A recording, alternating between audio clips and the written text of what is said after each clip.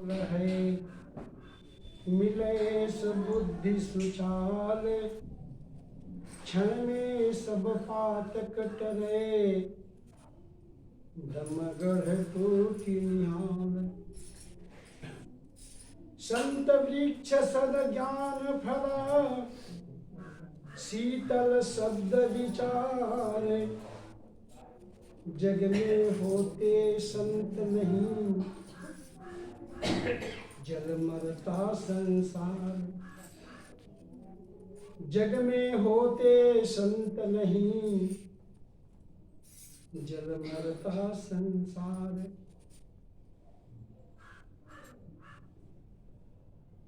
परम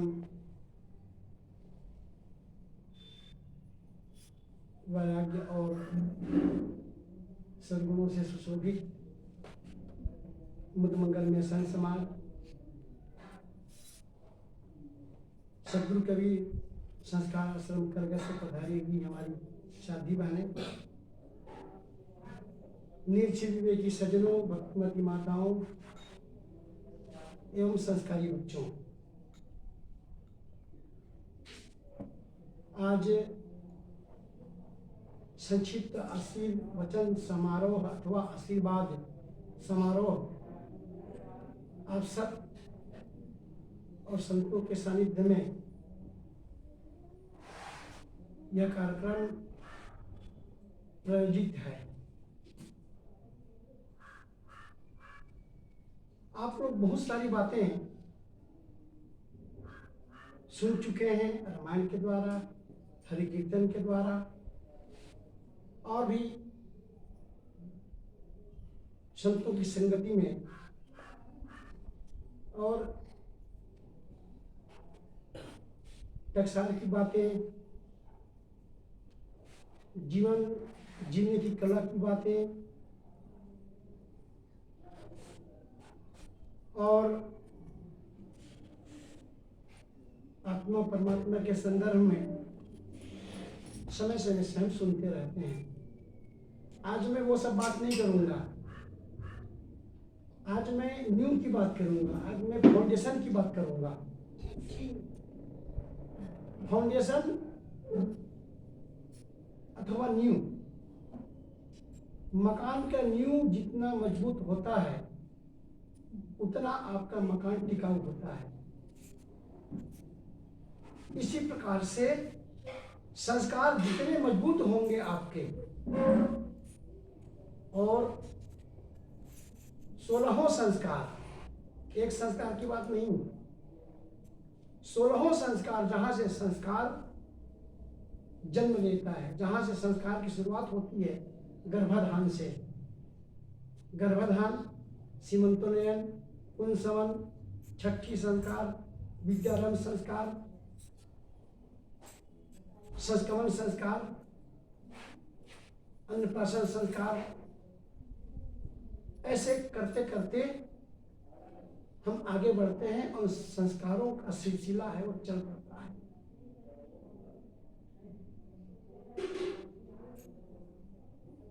इन किन प्रकार हम 16 संस्कार को जब तक जीते हैं हम करते रहते हैं। लेकिन क्या आपको पता है संस्कार कैसे बनते हैं? संस्कार का मुख्य कारण क्या है? आप जहां से संस्कारों का निर्माण होता है, संस्कारों की जहां रचना होती है, आप वहां पर आप जाएं। हमारे संत लोग कहते हैं, आहार शुद्धो सत्य शुद्धि, सत्य शुद्धो ध्रुवा स्मृति, स्मृति लंबे सर्वग्रंथि नाम विप्र मोक्ष। हम लोग क्या बोलते हैं? जीवन में 2 चीज जरूरी है, भोजन और भजन। और मैं कहता हूं जीवन में 2 चीज की जरूरी नहीं है, एक ही चीज की जरूरी है, केवल और केवल भोजन। जिसका भोजन ठीक हो गया उसका भजन ऑटोमेटिक बन जाएगा।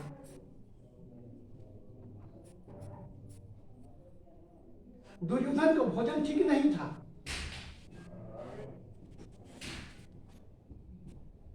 लेकिन विदुर जी का वो भोजन ठीक था। वो केवल छिलका में जो रस मिला भगवान श्री कृष्ण को, वो केवल किनकी खाकर वो तृप्त हो गए। लेकिन दुर्योधन के वो मेय और मिष्ठान में 56 प्रकार के मेय और मिष्ठान, उनको शांति नहीं मिली, उनको संस्कार नहीं मिले।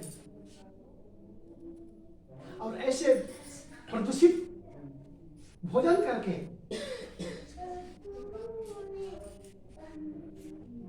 भीष्म पितामह का भी बुद्धि मारी गई। 100 भाई कौरव के समाज में द्रौपदी का चीरहरण हो रहा था। सब लोग ताक रहे थे, देख रहे थे कि भीष्म पितामह के द्वारा हमको न्याय मिलेगा। लेकिन भीष्म पितामह ने धूला पटक दिया और कहा,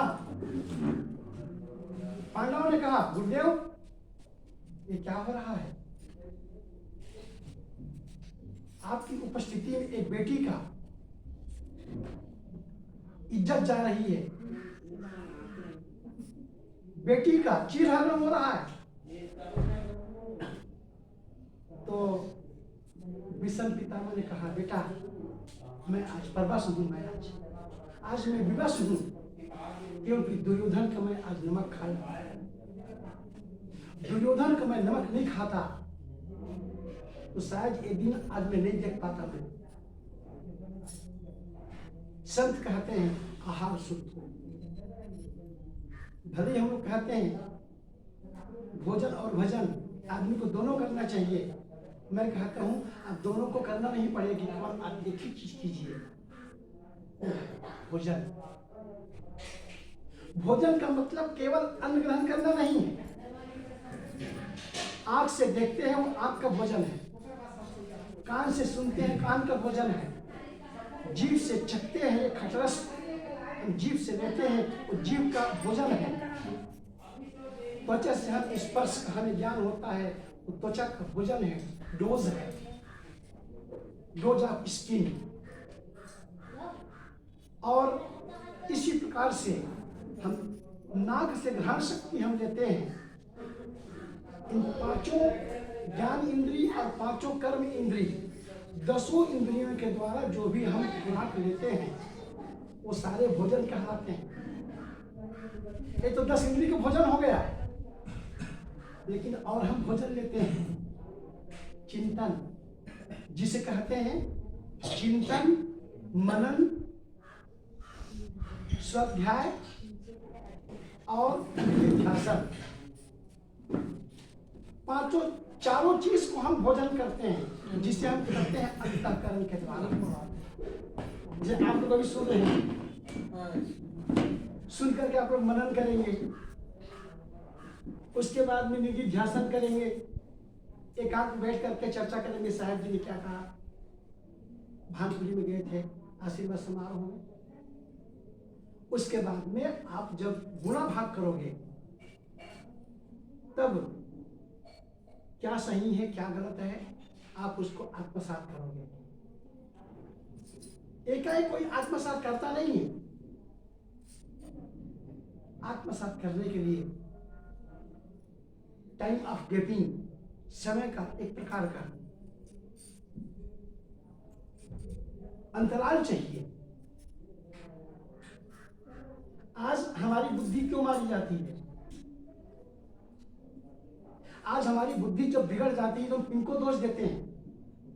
या तो हम दोष देते हैं माता पिता को, या तो हम दोष देते हैं माहौल को, या तो दोष देते हैं सरकार को। हम कभी नहीं दोष देते कि यह हमारा भोजन ठीक है। लेकिन शुरुआत में हम देखें तो हमारा भोजन ही मुख्य चीज है। संत लोग कहते हैं good character is main foundation of life. अच्छा जो सद्गुण है, अच्छे जो सद्गुण है, अष्टमहा सद्गुण है,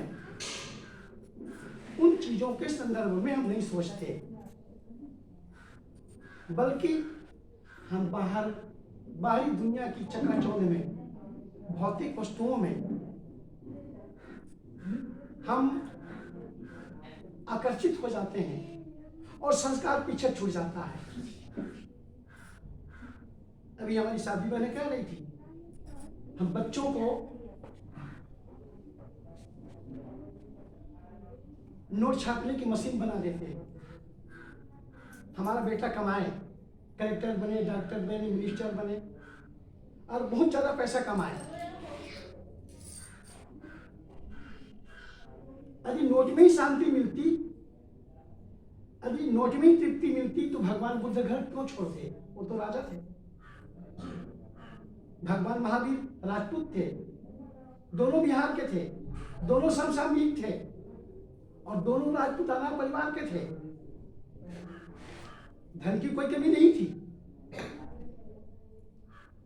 यदि भौतिक वस्तुओं में ही शांति मिलती तो शायद मेरे ख्याल से उनको घर छोड़ना नहीं पड़ता और अनंत शांति के लिए वो घर को त्याग नहीं करते, परिवार को त्याग नहीं करते।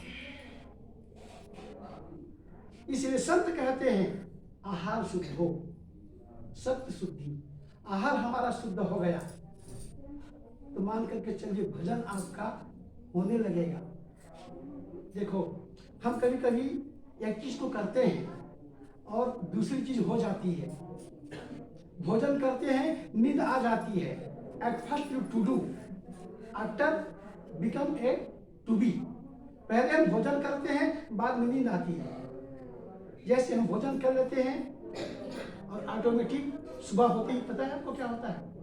लोटा लेके भागते हैं।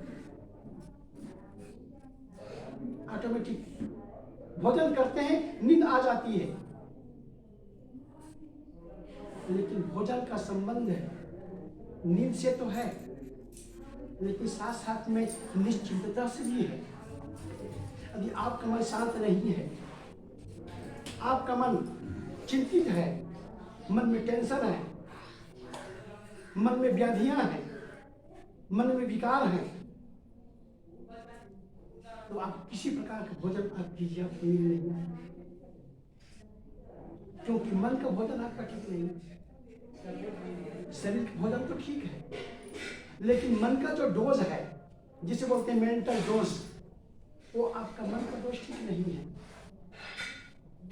हम बच्चों को दोष देते हैं और कहते हैं ना, बेटा जब ज्यादा पैसा कमाता है, बहू ज्यादा पैसा कमाती है, तो कहते हैं पिताजी को कहाँ ले जाओ, वृद्धाश्रम में ले जाओ। एक मैं चुटकुला भी मैं सुन रहा था, बहुत बढ़िया चुटकुला। पिता ने सोचा कि बेटा सेवा कर पाएगा नहीं, बहू आजकल आधुनिक हो गई है, बहू सेवा नहीं कर पाएगी। नाती पोता इंग्लिश मीडियम में पढ़ते हैं, संस्कार को तो ज्यादा सवाल ही नहीं है। इसलिए पिता ने एक दिन बेटा को बुला करके कहा, बेटा, और बहू को बुला करके कहे, मैं वृद्धा आश्रम के लिए मैं सोच रहा हूँ। तो दोनों हाथ में लड्डू बेटा बहू का, वो तो चाह ही रहे थे कि वृद्धा चला जाए वृद्धाश्रम में और हम लोग ये सलाम करेंगे। इस बढ़िया मकान बना हुआ है हमारे मिलन भैया का, तो बुलाए, सलाह दिए। मैं चाहता हूं कि वृद्धा आश्रम में मैं रहूं। मन में तो लड्डू फूट रहा था बेटा बहू का। धीरे धीरे धीरे धीरे बातों को समझाए और हकीकत बात को जब बताए तो बेटा और बहू के नीचे से जमीन खिसक गई। बोले, बेटा, मैं वृद्धा आश्रम में नहीं जाऊंगा, बल्कि इसी घर को मैं वृद्धाश्रम बनाऊंगा और जितने वृद्धा यही रहेंगे।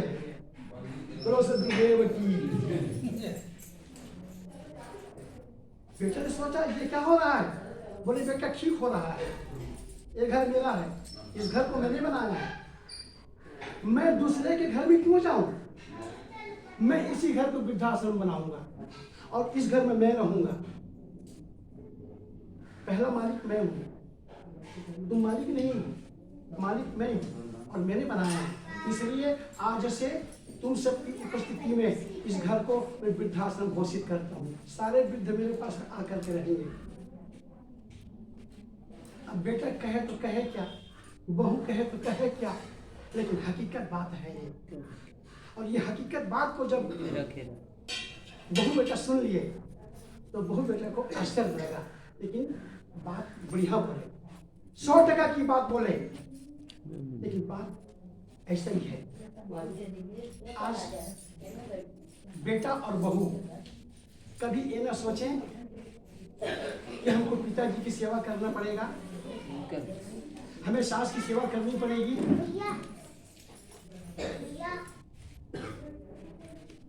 और दादा दादी की हमें सेवा करना पड़ेगा, क्योंकि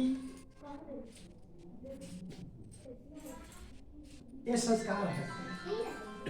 इन संस्कारों को अभी हमारे मिलन भाई जो संस्कार अपने बेटा बहू को जो दिला रहे हैं संतों के माध्यम से, और वो ये प्रेरणा दे रहे हैं माता पिता कि बेटा मैं तुमको संस्कार दे रहा हूँ, बेटी मैं तुमको संस्कार दे रहा हूँ, तुम भी अपने बच्चों को संस्कार देना। धन तो सब देते हैं, पैसा सब लोग देते हैं, मकान सब लोग देते हैं, लेकिन कोई कोई माता पिता होते हैं जो रुपया पैसा धन के साथ में संस्कार देते हैं। वो संस्कार हमारे घरों पर है। पैसा तो कल उड़ा देंगे, दुर्गुणों में दुराचार में, मकान कल बिक सकता है, लेकिन संस्कार कभी भी बिक सकता है। और सतगुरु विशाल देव कहते हैं, यह धन खोवे नहीं कहूँ, चोर सके नहीं लूट, बांट सके नहीं याही कोई, जल्दी रहो अटूट। एक कोटेशन में अक्सर मैं बोलता हूँ, स्वामी बुद्धानंद जी सरस्वती सन्यासी हैं, और एक छोटी सी पुस्तक है उनकी, how to build our character, पुस्तक का नाम है, चरित्र निर्माण कैसे करें। उसमें एक कोटेशन उन्होंने लिखा था, the parents give children stone instead of bread. माता पिता अपने बच्चों को पत्थर देते हैं। अच्छा बताइए, आप लोग भात रोटी खिलाते हैं बच्चों को, भात रोटी ना खिला करके पत्थर खिलाओ तो वो बच्चे खाएगा न, बच्चे खाएंगे ना आप उसको खिला सकते हैं। पत्थर मतलब जड़ता। हम बच्चों को यही सिखाते हैं, बेटा ये नानी है ये दादी है। मैं तो ऐसी ऐसी बात भी मैं देखा हूँ। एक लड़की, कलोल की लड़की, अहमदाबाद गुजरात, जब किसी के बारे में गुजराती में पढ़ता था, हम इंग्लिश में एक साथ पढ़े, कॉलेज किए, एमए किए, और लड़की की शादी हो गई, वो माँ बन गई। उसका इतना इससे छोटा रहा होगा, छोटा लड़का। मैं 10 साल के बाद में गया मैं वहाँ, तो वो लड़की क्या बोलती, इंग्लिश मीडियम से पढ़ी थी वो, मेरा भी इंग्लिश सब्जेक्ट था, लेकिन मेरा मीडियम हिंदी मीडियम था, मैं हिंदी मीडियम समय गया था। वो लड़की क्या बोलती है, गुरु जी आए तो प्रणाम कर लो, चरण छू लो, आशीर्वाद दो। ऐसा नहीं बेटा, गुरु जी को आंख मार दो। और वो जैसे माँ ने कहा आंख मार दो, तो ये बना दबा दिया, खट से मैं शर्मिंदा हो गया, क्योंकि मैं तो जानता ही था कि बच्चे ऐसे आंख मारते हैं। तो बेटा आंख मार दिया, उसके बाद में मैं शर्मिंदा हुआ। बाद में फिर मैं उस माँ को मैं कहा बाद में, बहन आप तुमने पढ़ाई किया है एमए तक के, इसीलिए बच्चे को आंख मारवाने के लिए? अरे दुर्भाग्य है कि तुम माँ बन गई हो, और माँ बनना और ना बनना तुम्हारे लिए कोई मतलब नहीं है। अरे ये बोलते कि दादाजी हैं कि बाबा जी हैं कि गुरु जी हैं, चरण छोड़ो, आशीर्वाद ले लो, ऐसा कुछ बोलती तो एक बार मैं मानता। अब गुरु जी को आंख मार दो करके तुम बोल रही हो, और इससे बड़ा बहुत कलजू और कहीं हो सकता है क्या? नहीं हो सकता है। बस भानु प्रताप जी से और श्रीमती देवी जी से मैं ये कहूँगा कि बेटी है, ये निष्काम कर्म है। निष्काम कर्म को कोई नहीं चाहता, क्योंकि निष्काम कर्म है मुक्ति की दिशा की ओर आपको ले जाता है। और बेटी को हम निष्काम कर्म बोलते हैं, और बेटा सकाम कर्म होता है। लोग कहते हैं बेटा से वंश चलता है, बेटी से वंश नहीं चलता है। बेटी पर गोत्री होती है, बेटा स्वगोत्र का होता है। इसलिए अग्निदान, कन्यादान जो भी करना है वो बेटा ही कर सकता है, गोत्री ही कर सकता है, स्वगोत्री। आज इन सारी बातों को ग्रहण लग चुका है। ये बातें पुरानी हो चुकी है। ये बातें कंजर्वेटिव करेंट जिसे हम बोलते हैं, घिसी पिटी लकीर की फकीर हम लोग न बने, बल्कि बेटी को बढ़िया से आप पढ़ाओ। सबसे बड़ी बेटी है, बेटा से ज्यादा अस्तित्व और महत्व बेटी का है, क्योंकि बेटी दो घर को संभालती है। बेटी इस घर में रहेगी तब तक है, आपके घर को संभालेगी। जब वही बेटी जब जाएगी दूसरे के घर में आपके संस्कार को लेकर के, मिलन भैया के संस्कार को लेकर के, तो वही बेटी, मुझे याद है एक बेटी भानपुरी से आज गई है डोमा, हेमन देवी, कितना लोहा का मूल भर भर कर बाना लोग वहां जमाना होते थे। साधु परिवार आज डोमा को आज तार दिया। आज वो यही इसी गांव की बेटी भानपुरी, कामदर जी की बहन हेमिन बाई। बस आपकी बेटी ऐसी होनी चाहिए ताकि उदाहरण प्रस्तुत करे। और दो बेटी है, दो दमाद मिलने ही वाला है। अभी दो बेटा होता तो दो बहू आती, दोनों में विचार होना है। ये मत समझिए कि बेटी में चार नहीं होगा, बेटी में भी चार होगा, लेकिन दो दमाद मिलेगा। अभी दो बेटा हो तो दो बहू आती है, चार तो होने ही होना है। इसलिए चिंता कभी मत करना कि मेरी दो बेटी है मैं क्या करूँगा। आप तो बहू बेटा भी साथ नहीं देते। चार बेटा राम के कौड़ी निकाम के, शायद ये कहावत जो बना हुआ है ना, इसीलिए कहावत बना हुआ है। चार बेटे वाले माता पिता भीख मांगते हैं। इसलिए आज के तारीख में ये हमारी दोनों बेटी गार्गी, नचिकेता और महान विदुषी बनकर के, अपाला घोषा बनकर के संस्कार देगी। और अगले घर जहाँ जाएगी वहाँ पर संस्कार वो देगी वो। इसलिए मेरा दोनों से निवेदन है, आप दोनों से, आप माता पिता बन गए हैं, अब इस बच्चे को 21 साल तक के पढ़ाना लिखाना और संस्कार देना। और कभी ये मत सोचना कि मेरी लड़की है तो मेरा बस कैसे चलेगा, वो चलेगा। आज हमारी बेटी भी, लड़का भी है, अच्छा वो आपका लड़का है ना। कभी कभी लोग सोचते हैं कि बेटी बेटी से तो बस नहीं चलता है, आपका तो ठीक ही है, बेटा है, लेकिन आज बेटा और बेटी को कोई ज़्यादा महत्व नहीं है ना। तो बस मेरा इतना ही आप सबसे निवेदन है कि आप बेटा को भी उसी भाव से, बेटी को भी उसी भाव से, दोनों भाव से पालना पोसना संस्कार देना और 21 साल तक के उसको निगरानी रखना। उसको माता पिता का फर्ज आज यदि आप अदा कर देते हैं तो मान करके चलिए आपका माता पिता बनना भी सफल हो गया। और सद्गुरु कबीर की साखी को मैं कहूँगा और अपनी बातों को मैं विराम दूंगा। जननी जनय तो सुत जनय की दाता के सूर, नहीं तो नारी तू बांझ रही क्यों बिथा गंवावे। आपके गर्भ से,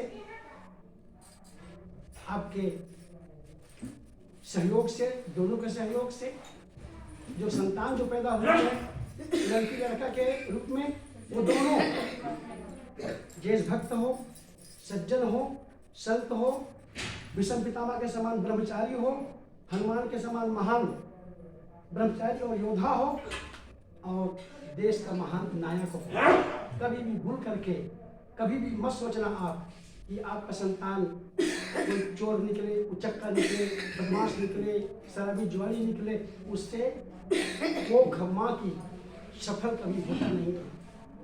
तो सद्गुरु कबीर की ये महान वाणी और इस वाणी को हम आत्मसात करें, जीवन में उतारें और अपने बच्चों को रोटी कपड़ा और मकान के साथ में उसको संस्कार हम जरूर दें। यदि संस्कार आप देते हैं तो मान करके चलिए आपका बच्चा वो नर्तन पा करके वो आगे निकल जाएगा। और रोटी कपड़ा और मकान ही केवल आप देते हैं तो मान करके चलिए आपका उस संतान को जन्म देना शायद निरर्थक भी हो सकता है, क्योंकि हम केवल भौतिक ज्ञान दे रहे हैं। भौतिक ज्ञान दुनिया वाले देते हैं, दुनिया से भौतिक ज्ञान मिलकर आता है। तो आज इस संदर्भ में हमारे परम पूज्य धनंजय जी, क्योंकि हम धनंजय जी को जानते हैं अच्छी तरह से, और मिलन जी को भी यहाँ आए हैं, हम कई बार हजारों बार यहाँ आए हैं, हर साल आते हैं। देखो यादव जी को मैं पहचान लिया, पहले बहुत सुंदर बॉडी थी, अब तो डबल बॉडी हो गई, उम्र भी हो गई है। बहुत तरह से मैं जानता हूँ यादव जी को। जब आप जाकर के आश्रम में भोजन बनाते थे, वो पूरा सेवा करते थे, आज भी सेवा करते हैं। तो यहाँ आने का श्रेय, इस घर में आने का श्रेय धनंजय भाई को जाता है। हम चाहते हैं कि अब मिलन भाई से हम सब परिचित हो गए हैं, साथ में भानु भैया हैं, उनकी बहू लोग हैं, ये बहन है। अब तो इस घर में हम आते जाते रहेंगे और बच्चों को संस्कार समय समय से मिलता रहना चाहिए, यही उसका धरोहर है। तो हम संस्कार देते रहें और बच्चों का भी भला करते रहें, अपना भी भला करते रहें। इसी के साथ में आप सभी लोग यहाँ आए, विशेष करके हमारे खमरिया वाले पंचूराम जी, हमारे अनन्य भगत विश्वा जी और नजरू भैया, धनी साहेब और इस गांव के सभी लोग यहाँ आकर के इस कार्यक्रम की शोभा बढ़ाए हैं। इसके लिए आप लोग बहुत बहुत धन्यवाद के पात्र हैं, साधुवाद के पात्र हैं। आप सबका पुनः एक बार धन्यवाद करते हुए इन माताओं का भी बहुत बड़ा योगदान जो इस कार्यक्रम को सफल बनाए, और बहनों का और मेरी बातों को आप लोगों ने सुना। समय मिलेगा, संयोग लगेगा तो जरूर हम आपकी सेवा में उपस्थित रहेंगे। इसके साथ में अपनी बातों को मैं विराम देता हूँ। बोलो सतगुरु कबीर साहिब की जय, संत समाज की जय, ज्ञान यज्ञ की जय, साहिब बंदगी, साहिब बंदगी, साहिब बंदगी।